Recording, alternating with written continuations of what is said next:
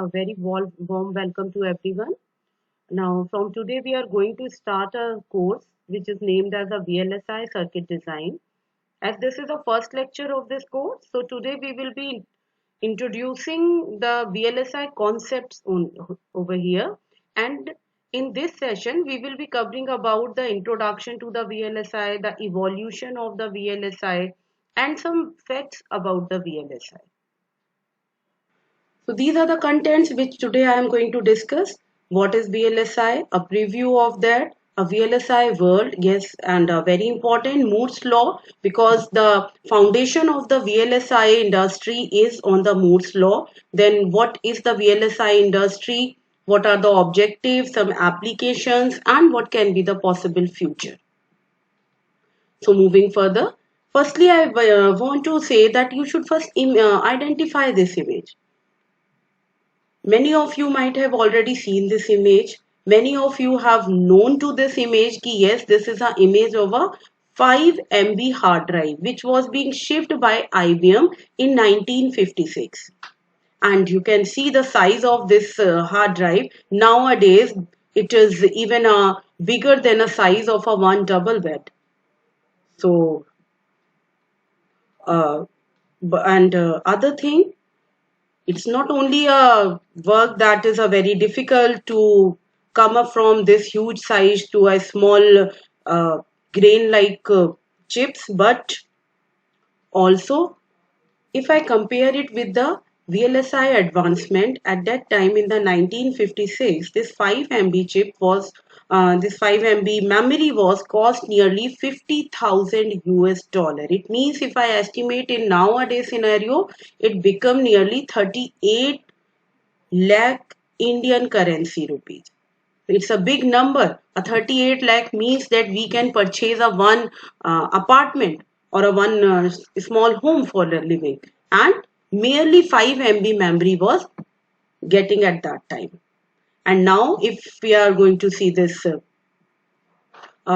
advancement, now the VLSI is making these things possible, that now we have come to a terabyte. So if you can see the size of this 4 TB memory, then it's a hard disk of a 4 TB. It is hardly a size of a passport which we carry in our pocket. So this is what the advancement due to the VLSI. Moving into the history of the evolution, this is a ENIAC, the first electronic computer which was developed in 1946. And if I talk of this ENIAC, it weighed around 30 tons and it was spread over an area of 1800 square feet, which is an area of a complete 4 BHK apartment. And a one computer was covering that much of area, and weight is 30 tons. It means it is not a computer which can be transferable or shifted as per the need of any place. Once it is, the setup has been made and it has to be worked there. But now if I talk of ENIAC, this was the ENIAC decades or almost 50, 60 years back. And this is how, when the silicon chip came into picture, when the evolution of the VLSI came into picture, in 1996, the ENIAC has a size of this much only, which can be, which is even a size of a button of a blazer only. And it can be, it can even have a size of a fingernail. So the ENIAC has been, and this ENIAC is fabricated on a 5 micron chip, 5 micron technology, and the chip size is 7.544 to 5.29 mm. And see, it contains nearly 1,74,569 transistors into such a smaller area. This is how we can say that yes, VLSI is a part of our life and we are living with it. Talking more about the computers, this is the first computer which was built by the Charles Babbage in 1823, and it consists of nearly 8,000 parts. It weighs 5 tons and it is 11 feet long. But nowadays, if I talk of a computer or a laptop, it is a size of a one book even. And probably sometimes your book may be having a more weight than the weight of a laptop. So this is how the engineers and the designers have made our life easy, and this is all due to the inception and the evolution of the transistors also. It's not only the VLSI as a word, but behind the VLSI there is a big engineering. And basically, it happens because we have moved into the world of transistors. We have came out from the vacuum tubes. Earlier, when we talk of a first generation computers or first generation technology, then that was when we were talking of the vacuum tubes. And not less but more than 50 different designs of computers have been made with the vacuum tubes also, starting from the 40s and coming to the mid of 60s. But with the starting early 60s with the vacuum tube, the designers have also started using the transistors also into the system. And when we came to the 70s, the early 70s, the complete era has come at that time when we have stopped the use of vacuum tubes. And that is a generation which is known as a transistorized computers.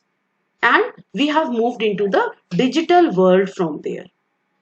And these discrete transistors were used, and slowly when the advancement and the modifications in the design of the transistor have been made, when with the concept of the miniaturization came and we have come to the portable devices, then slowly when we are looking now in 2020, we have a huge revolution in the field of technology, which as a human being in this generation, we are the eyewitness of this revolution.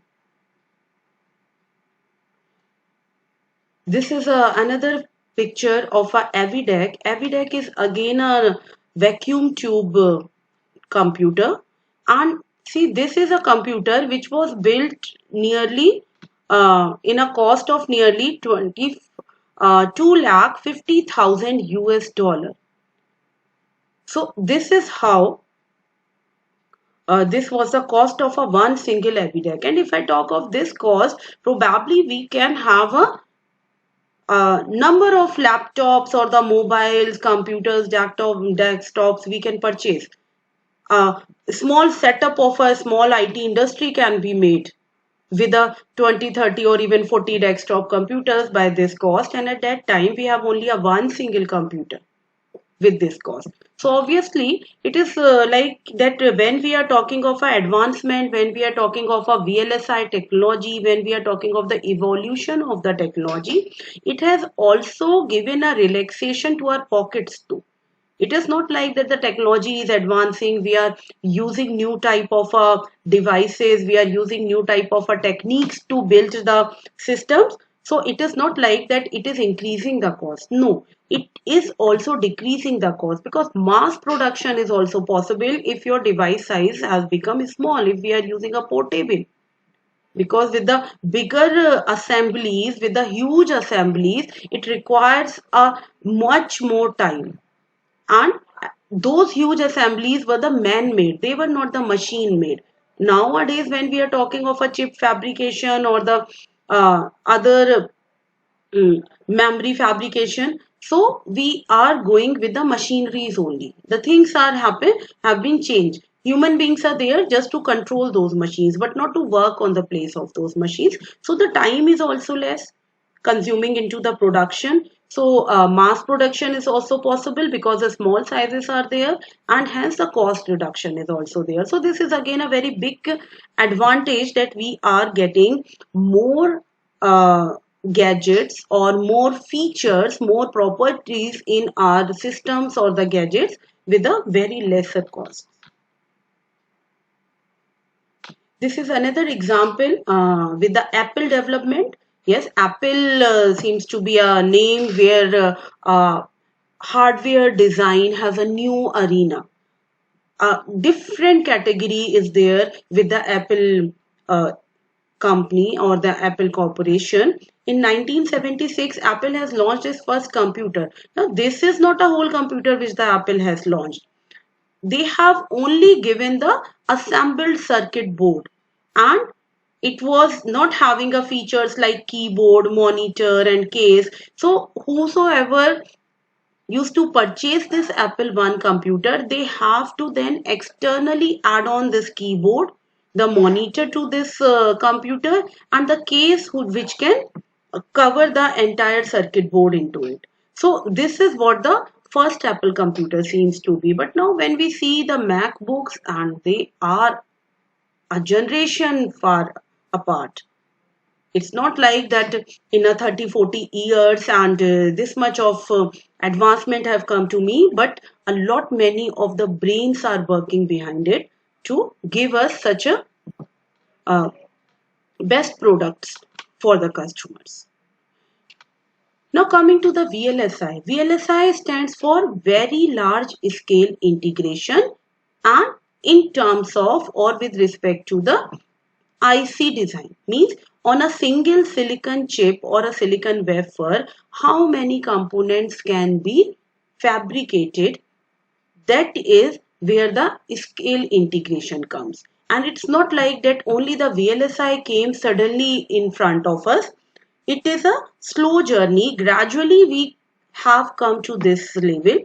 We started from SSI, which is a small scale integration, and mostly the 7400 series were made with the SSI integration, and this includes 10 to 100 transistors on a one chip. So this is where we were in the SSI mode. When we come to the medium scale integration, the 10 times density has been increased. The name given to the series of those chips are 74,000 series, and many more are also there, but this is the most popular one. And 10 times more density than the small signal integration. Then we come to a large signal integration where again 10 folds increment was there in the transistor count. Then comes the VLSI, where we have 10,000 to 1 lakh transistors, and now we are moving in a world far forward than VLSI. Now we are into a world of ULSI or SLSI, where ULSI stands for ultra large scale integration. Some also called it as a super large scale integration. A name giga scale integration is also given to them to this era, and this is having 10 lakh transistors on a one single silicon chip or a wafer. So you can think of the density of this. When I talk of a human hair is having a thickness of nearly 50 micrometers or so.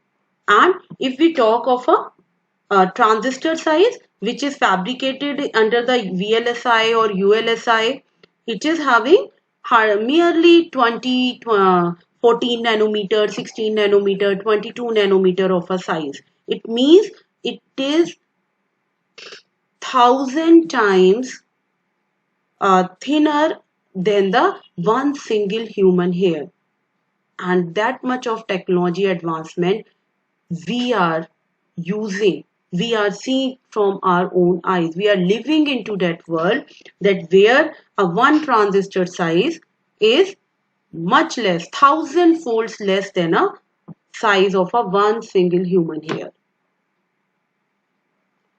Now moving towards the introduction of the VLSI. VLSI has a very important component which is known as a MOSFET. The complete VLSI technology lives on a MOSFET. This is the fundamental component of the VLSI. So we will be discussing in the entire course about the MOSFET, the different logic styles of developing the digital circuit with the use of MOSFET. Then we will see the complementary MOSFET also, where we in the complementary we will use NMOS and PMOS both at a time to design a circuit. And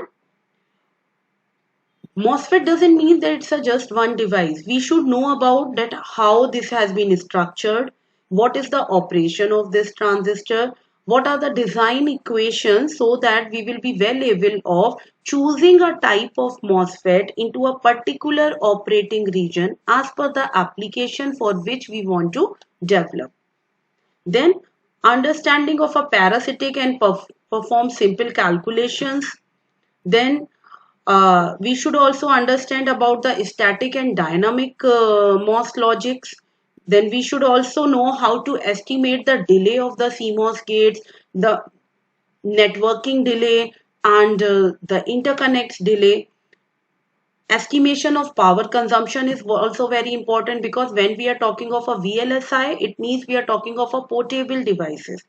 If we are talking of the portable devices, so the big design constraint is area, obviously the first, and with the area not lesser than that but parallel to it is a power consumption. Because when the portable devices we are talking of, then it means we are, on the other hand, we are talking of a battery operated devices. And if the battery operated devices are there or the battery operated systems are there, then power consumption is a one parameter which cannot be neglected at any point of the design of the complete system or a circuit. So this is also very important, and it plays a very big role in the lifetime of the battery. If the power consumption of the system or the circuit is more, then your battery will discharge very early. You have to need it charge again and again. Your battery lifetime will be short, and you have to replace your battery again and again. It will put an additional cost to the system also. So many concerns are there which came out from the power consumption. Then, yes, understanding the design and operation of latches, flip-flops, registers, so that the memory design can be possible. The concept of understanding the memory designing will be easy if we understand that how the designing and operation of latches and flip-flops have been done with the use of MOSFET transistor. So this is the introductory part of the VLSI. Basically, when we talk of the digital circuit design or the digital VLSI, then these are some things which should be on our tips. We should be well acquainted with this knowledge. This is a one figure which is showing the IC. You must have used these ICs in your labs also, like in a digital electronics lab. You might have worked on the ICs of the gates, say OR gate, AND gate, NAND gate. And you can see if you remove the capping of that, the packaging part, that black cover of the IC, then you will get this type of a structure where the circuit is only here in a very smaller part. This is the only circuit out of the complete packaging, and here these black wires which you are seeing over here, these are not basically wires, this is the patterning for the interconnect, and this is to connect the given to any of the input and output port with these pins which are connected outside, which we place on the breadboard to design a circuit, and then we externally connect to the other systems or the other equipments externally. So this is how the IC looks like when we see it from the inside. Now coming to the Moore's law. This is a very important law. Jordan Moore, he is a co-founder of Intel Corporation. And in 1965, during his one talk and in a one research paper also, he has published this statement that in every 18 months, means in every 1.5 years, the number of transistors on a chip get double. This is just a, it is not just a prediction, but this is this time in 1965. And we have started from 1960 to fabricate the chips, the integrated circuits. So up till then, this study of the Intel Corporation, this made the Moore to give this statement. And this statement was given here only. Up till there, we have not even come to the 1K or the processor 4004 processor, which is the initial processor. We have not even designed that. So it's a very early stage, but he has given this because this type of a improvement was running into the field of the integrated chip fabrication. Later on in 1975, this statement is modified, and it has been modified that in every 24 months the number of transistors on a chip get double, because from up to 1975 some more data has been collected, and this statement, to make this statement alive, engineers, the VLSI designers, they are working till date hard, very hard, to make this statement successful. And till now, many a times after 2005 it came into picture that no, now this will not exist, now the Moore's law is deviating, now there will be no existence of a Moore's law, some new era of the technology will come which will not follow the Moore's law, or which will be very different. It will not have any set of rule for it. It will only be the application specific. But no, what happened then? When we come later on, then again designers have find out some other ways, like they have modified the structure of the transistor so that again this Moore's law can be alive. So when we see up to here 2010, when we came to the 4G, and 4G means 4 giga memory. The transistors per chip or per die is 10 to the power 10. You can think of the density of that chip, and number of transistor, we can say, if I'm talking of a complete chip, it's not like that 100% of the area is covered by the transistors only, as you have seen in the previous design. This is only the portion where we have transistors. This portion is there where we have transistors, and on this silicon chip there is not only the existence of transistors. If we are fabricating suppose 1 lakh transistor on a chip, it means we need more number of interconnects, more number of wirings between them, so that they will perform as a working module. And nearly 30% of the chip area is covered by the transistors. Rest 70% of area is the area where the interconnect network is there. So for that 30% area, we are talking of that still the designers and the VLSI engineers are working day and night to make this Moore's law alive. And this is the backbone of the VLSI evolution. From here the motivation comes that how this statement will be there in the world, and how everybody which is whomsoever is working in this field will have the existence of this statement. Now if we see the timeline from where we have started, like if I talk of this 21st century, we have started from this 180 nanometer. In 2002 we were using this technology. 180 nanometer means a transistor's channel length, means in a MOSFET the distance between its source to drain terminal, that is 180 nanometer only.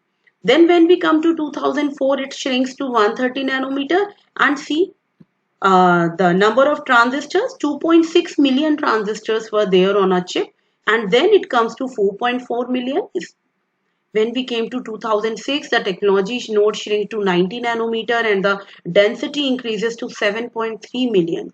Similarly, when we came to 2008 year, it is now only 65 nanometer and 11.2 million. And now we are away from this. We are in 2020.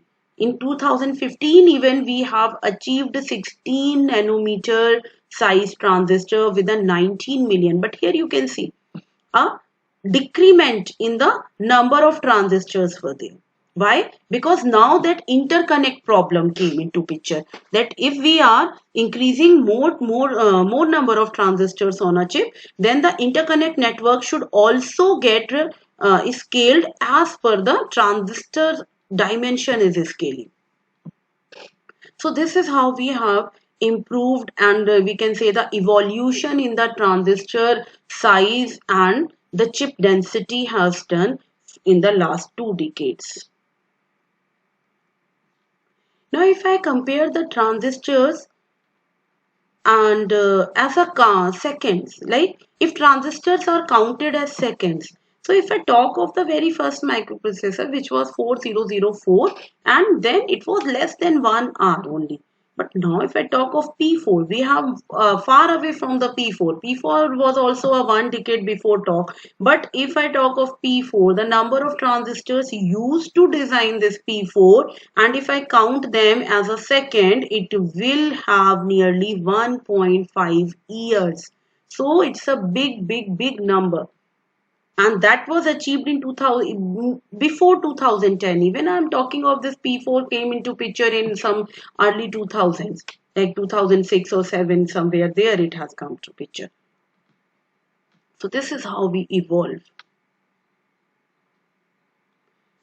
This is the again a one timeline of the electronic devices. When we were in the 1940 to 50, that decade, that was the decade of the transistors.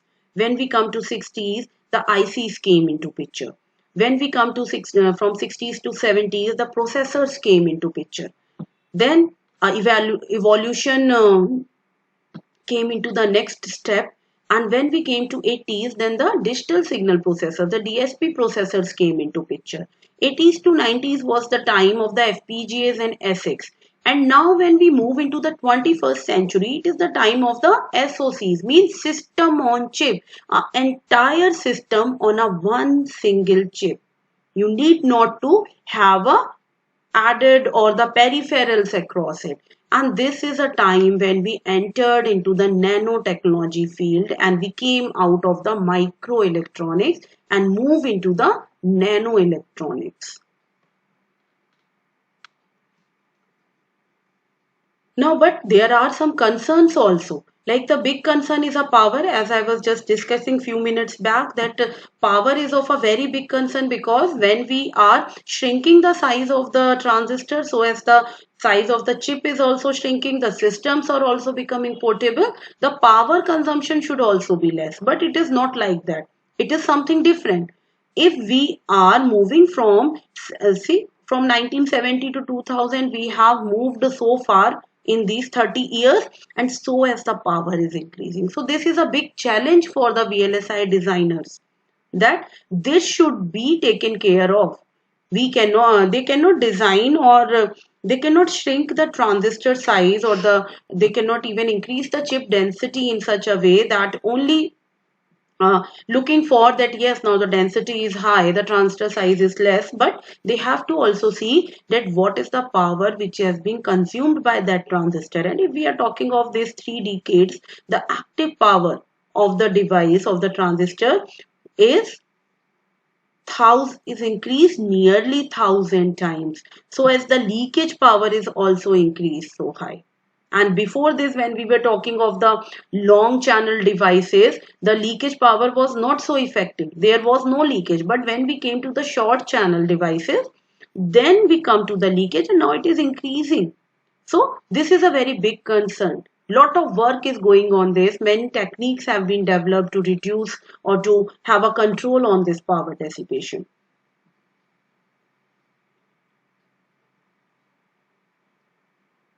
This we have earlier just discussed, that is Moore's law was dead in 2015? No.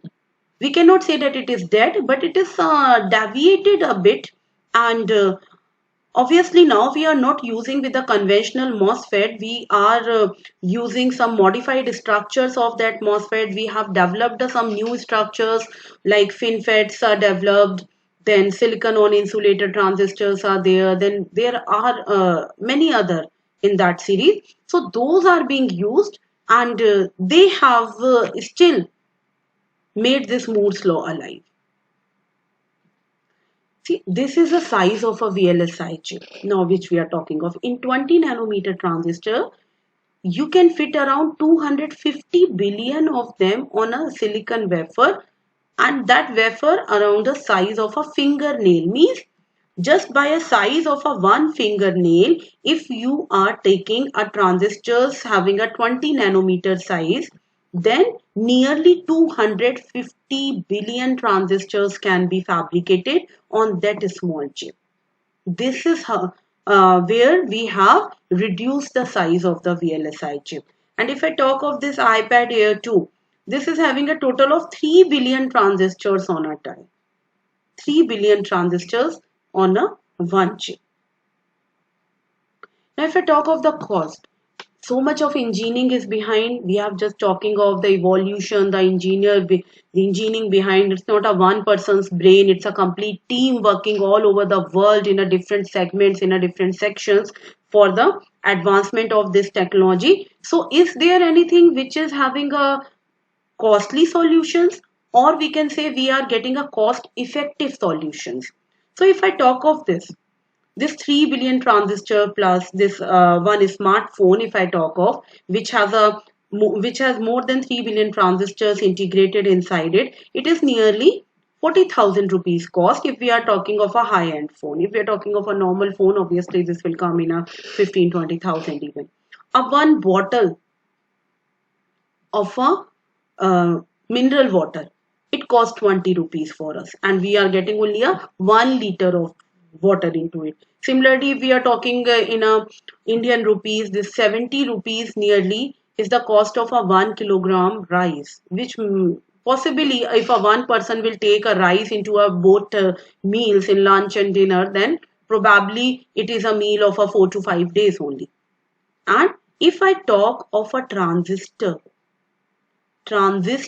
is almost free. A one single transistor is almost free because you are getting a 3 billion transistor integrated on a chip, and that smartphone is costing 40,000 rupees.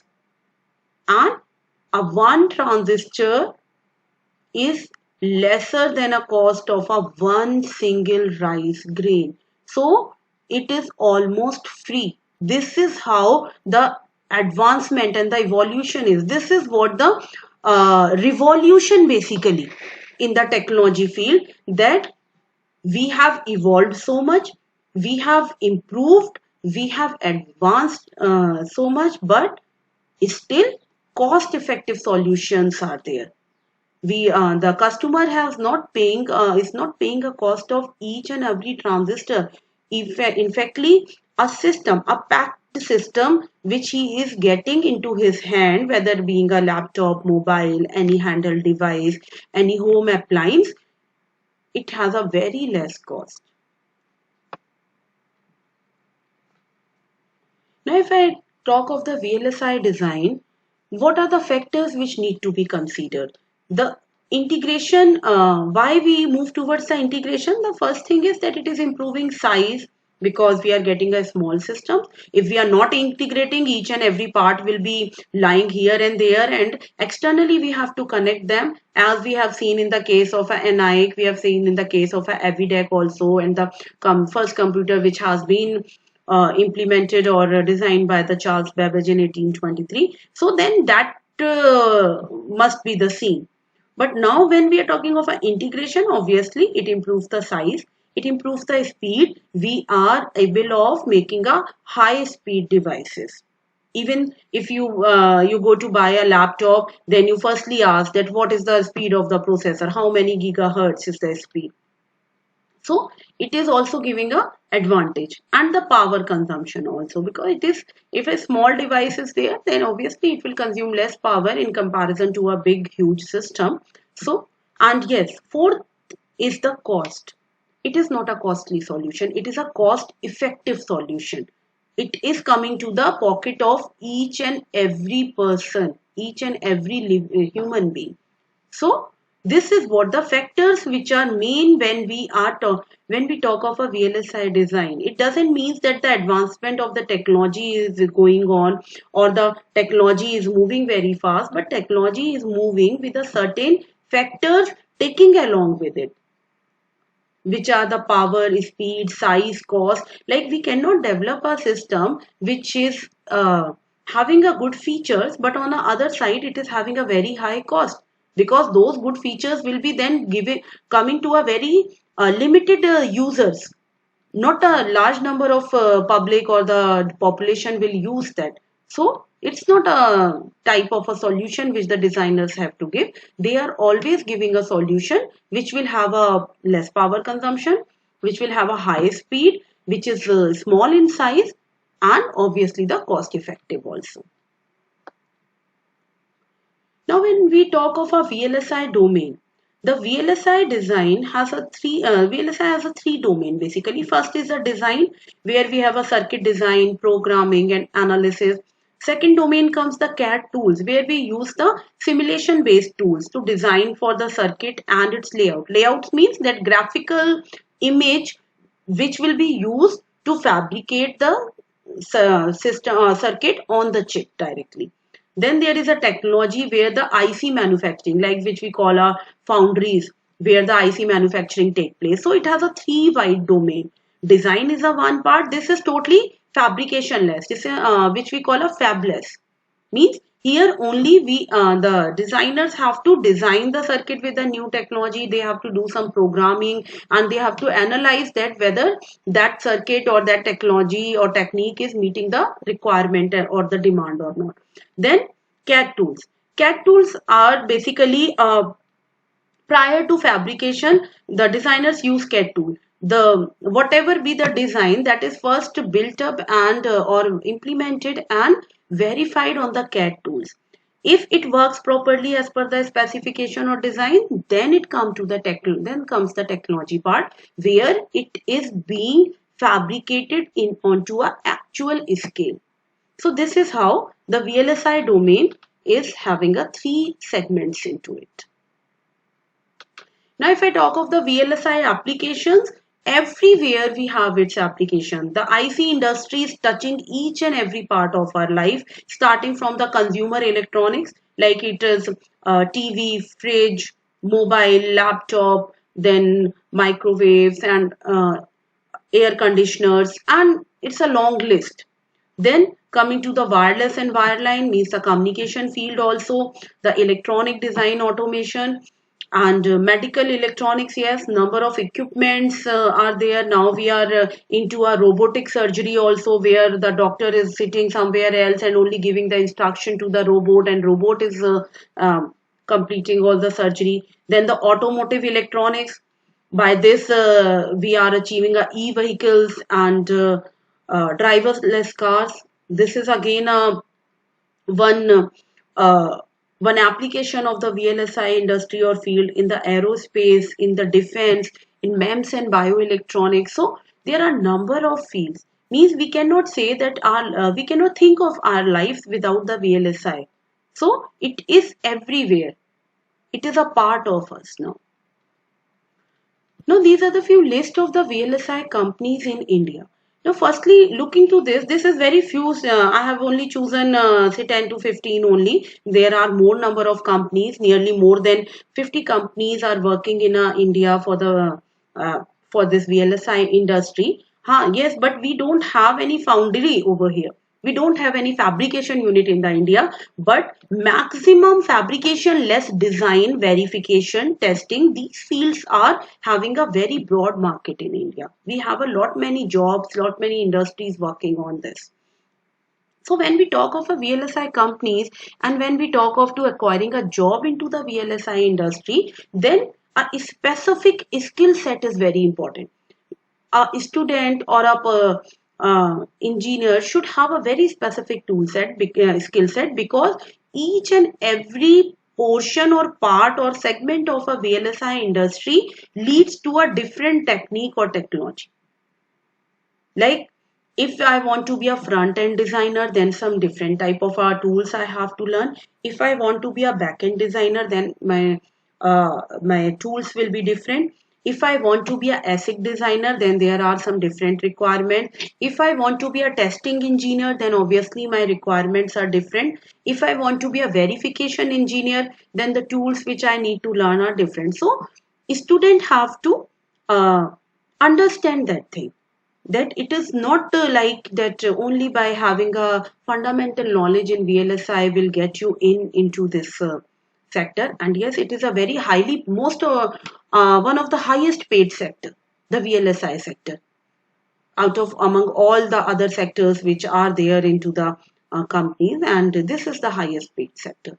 So it requires some preparation also on the back end. You cannot just see that how this can be.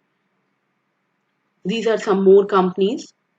These all are again those companies which are which are working in India. Their offices are established here. They have a good number of market here also. So this is some profile.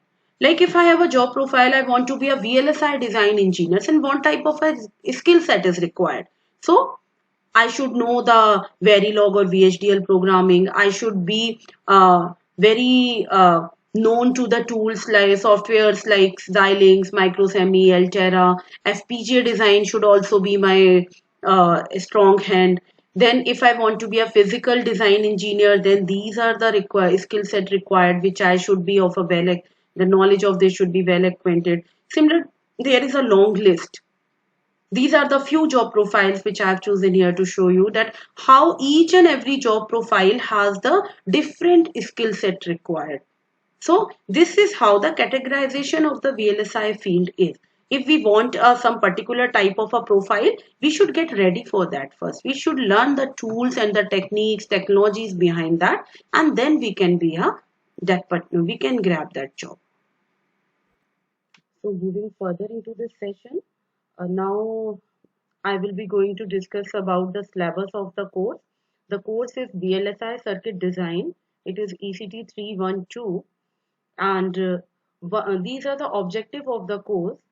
Once the student is going through this course and he will be studying this course, then the student will get introduced with the CMOS circuits, development of the first order current voltage and capacitance models of the MOSFET, the transfer characteristics of the CMOS inverter, performance estimation, and the circuit design, and that circuit design especially will be the digital circuit design. So we will be covering the combinational part of the circuit as well as the sequential part of the circuit also.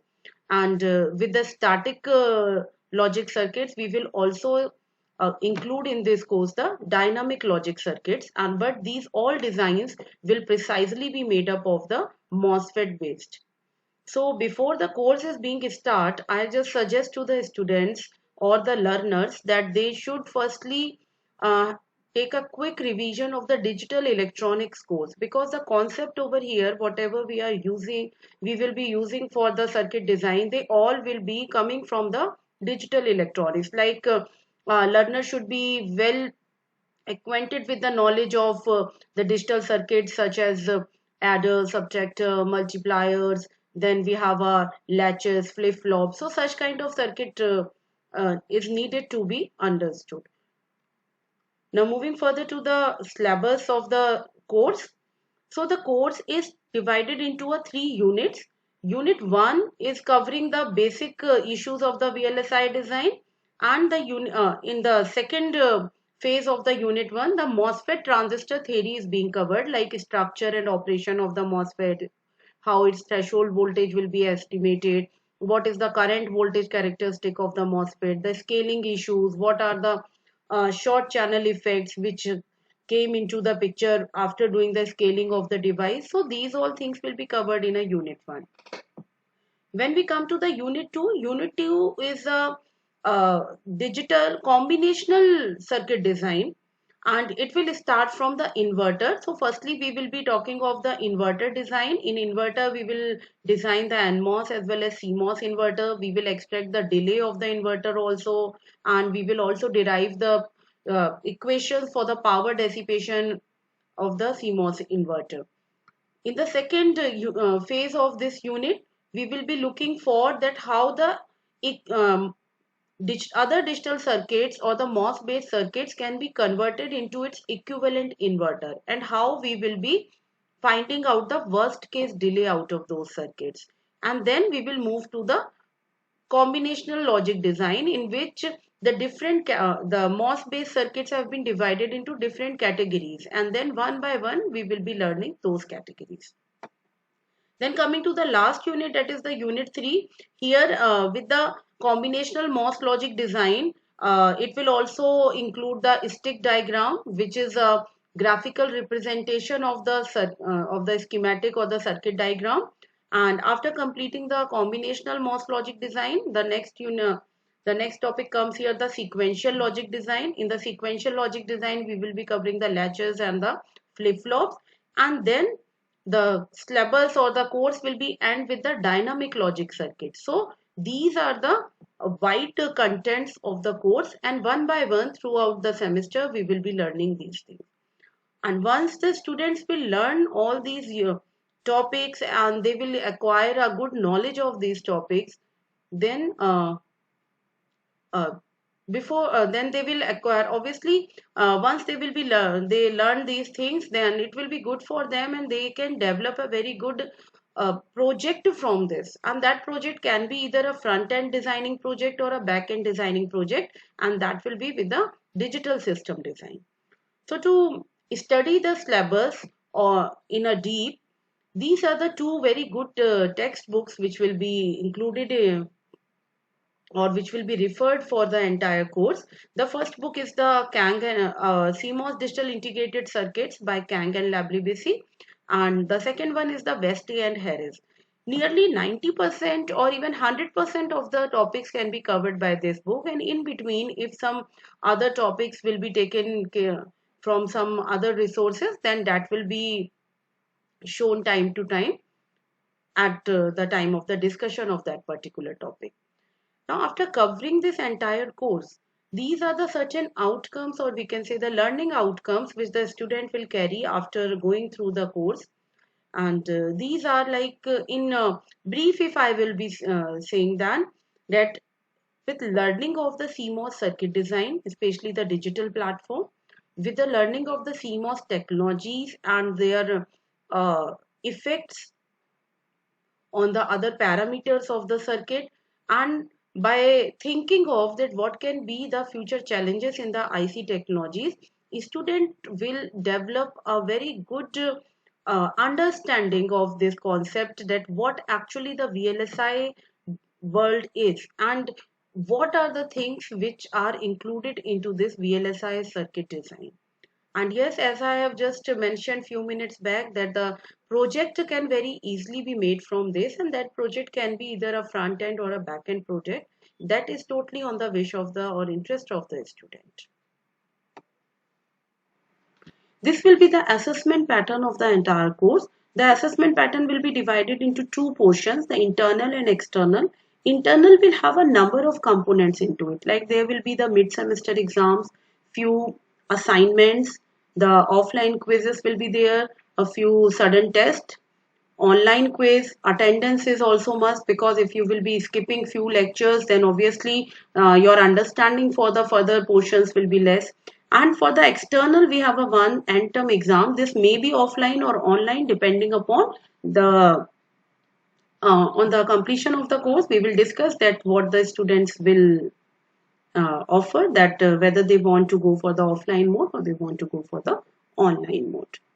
So this is all for today. Here we have discussed about the VLSI, the evolution, and we have also seen that how the world of transistor has moved so fast, how in last 30-40 years we have evolved a technology, and how the things from coming out from a big house size, and it is now in our hands. So thank you for the today's session, and we will be meeting in the next session. Thank you.